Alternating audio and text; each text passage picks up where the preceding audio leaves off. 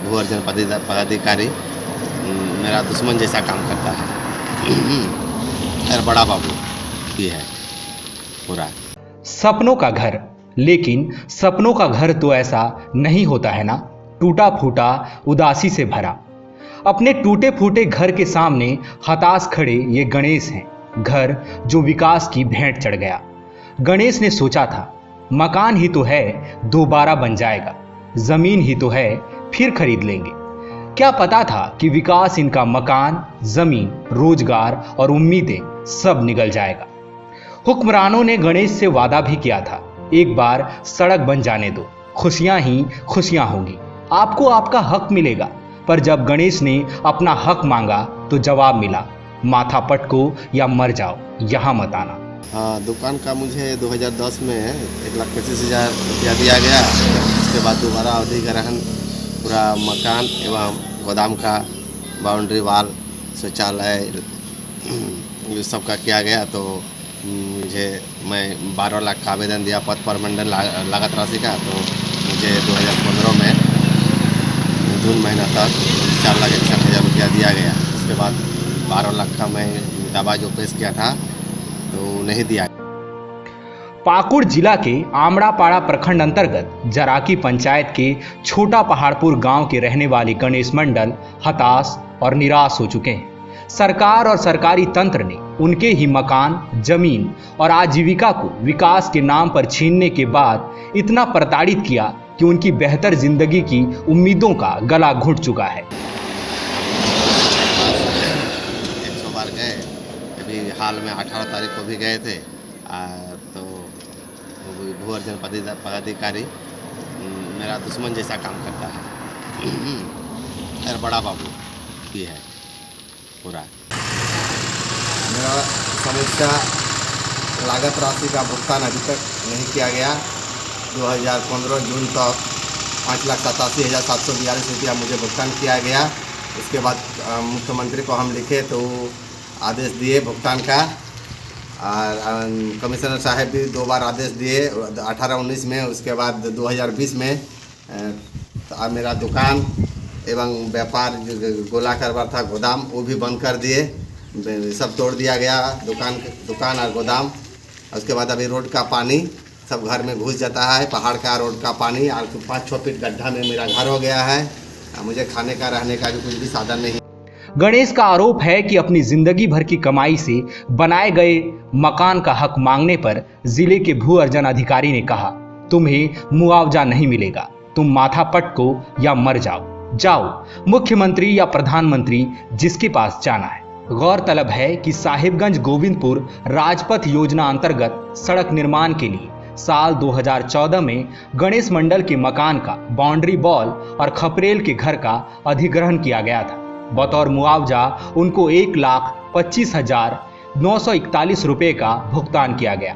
साल 2015 में चौड़ीकरण के नाम पर दोबारा गणेश मंडल के पक्के मकान का 3 कमरा, रसोई घर और शौचालय सहित 5 कट्ठा जमीन चिन्हित किया गया।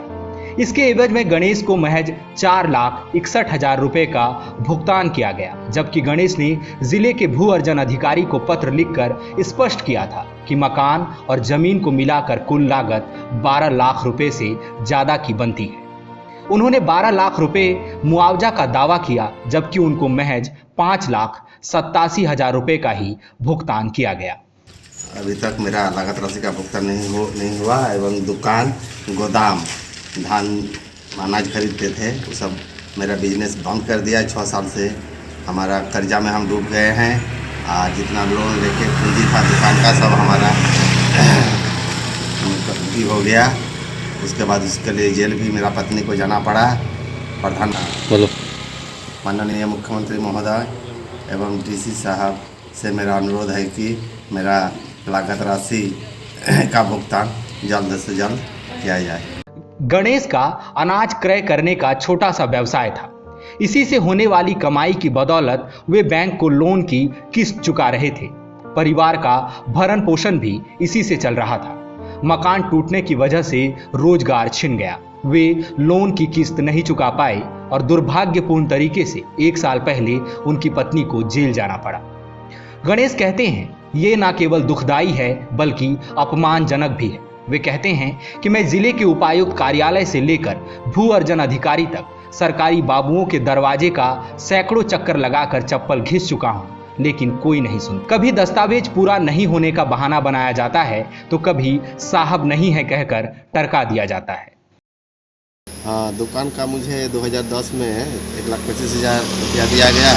उसके बाद दोबारा अवधि ग्रहण पूरा मकान एवं गोदाम का बाउंड्री वाल शौचालय ये सब का किया गया। तो मैं 12 लाख का आवेदन दिया पद प्रमंडल लागत राशि का। तो मुझे 2015 में जून महीना तक 4,61,000 रुपया दिया गया। उसके बाद 12 लाख का मैं दावा जो पेश किया था तो नहीं दिया।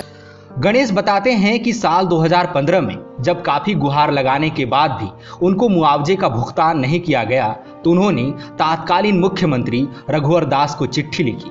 उनकी चिट्ठी पर मुख्यमंत्री ने संज्ञान भी लिया और 29 अक्टूबर 2015 को झारखंड सरकार के जन शिकायत कोषांग के उप सचिव सह प्रभारी पदाधिकारी ने मुआवजा भुगतान को लेकर संताल परगना प्रमंडल के आयुक्त को आदेश देते हुए पत्र लिखा। गणेश का कहना है कि यहां भी उनकी लंबी परेड कराई गई, बार बार घुमाया गया। आखिरकार 5 साल के लंबे इंतजार के बाद 20 अक्टूबर 2020 को आयुक्त कार्यालय की तरफ से पाकुड़ के उपायुक्त को मुआवजा भुगतान का निर्देश दिया गया। अब गणेश का संघर्ष उपायुक्त कार्यालय में शुरू हुआ। गणेश को सैकड़ों बार उपायुक्त कार्यालय का चक्कर लगाना पड़ा।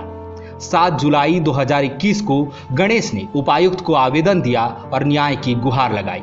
उपायुक्त ने गणेश को जनता दरबार में आने की सलाह दी। जनता दरबार में डीसी ने उनको पुनः भू अर्जन अधिकारी के पास भेज दिया। बड़ी उम्मीदों के साथ 18 अगस्त 2021 को जिले के भू अर्जन पदाधिकारी रविंद्र चौधरी के पास पहुंचे, अपना दुखड़ा सुनाया, न्याय की मांग की, अपना हक मांगा।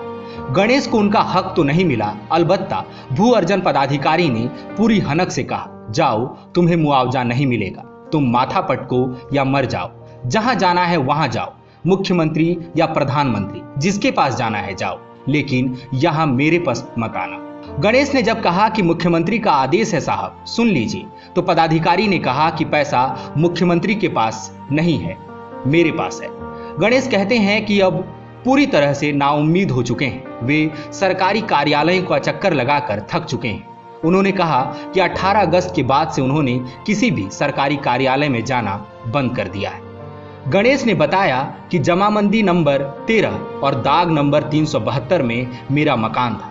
उनके पास अनाज क्रय केंद्र के रूप में आजीविका का एकमात्र साधन था। उन्होंने मकान बनवाने के लिए बैंक से कर्ज लिया था। मकान टूटने की वजह से उनका रोजगार छिन गया और पूरा मुआवजा भी नहीं मिला। इसकी वजह से वे लोन की किस्त का भुगतान नहीं कर पाए। चूंकि लोन पत्नी के नाम पर था, इसीलिए किस्त का भुगतान नहीं कर पाने पर पत्नी को जेल जाना पड़ा।